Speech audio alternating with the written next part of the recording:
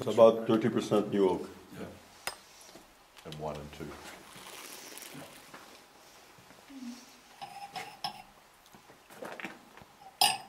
Yeah, yet again it proves that the Shiraz Syrah god kind of intended Australia and Syrah to get together. It just took a while. Yeah. I mean, how many different regional interpretations are there now, Jeff, of Shiraz in Australia? Put your husband on the spot. There'll be, it's probably, I don't know, how many would there be? 15?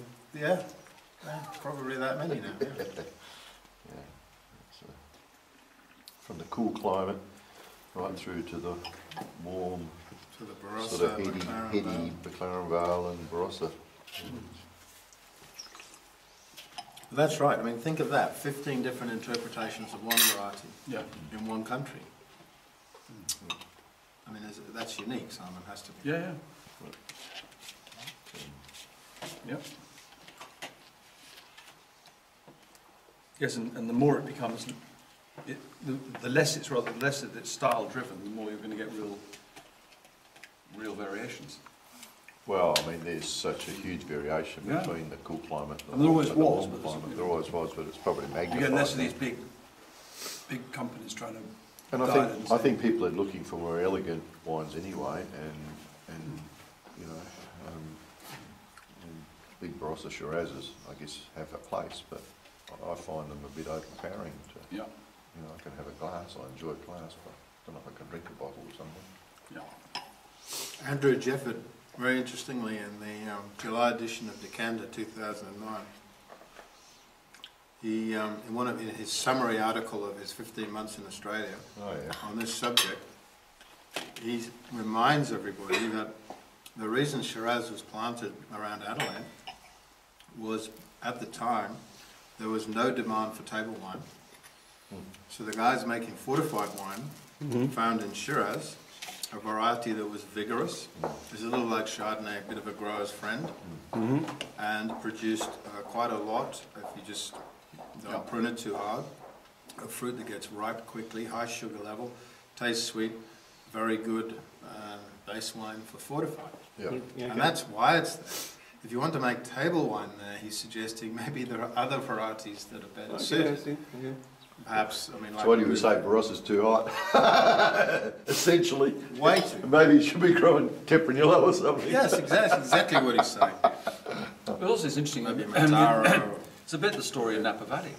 I mean, Napa Valley was a great place where Italians, No, for they sure. wanted fruit, you got it every year, no problem. So you want an easy life, you went to the Napa Valley. Well, And the fact they've actually produced half decent wine is a real, amazing. yeah, you got to think, well, these guys are really clever, because it's not easy. You've got deep alluvial soils and lots of heat.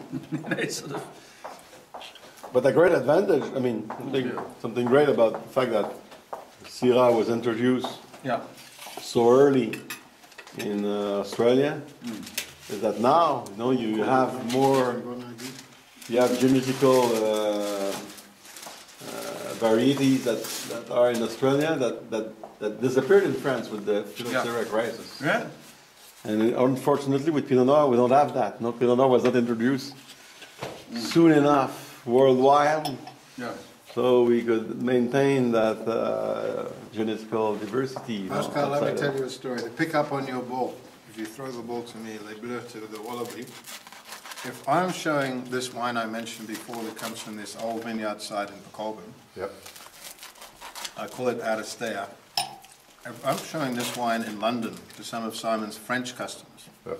they start off, okay, because the salesman is a friend, we have to look at another Australian one. You know? So I just don't say, I say nothing. Pardon. So they taste it and they go, it's from Australia? No, it's not tutti frutti. This is what they always say. How can it be from Australia?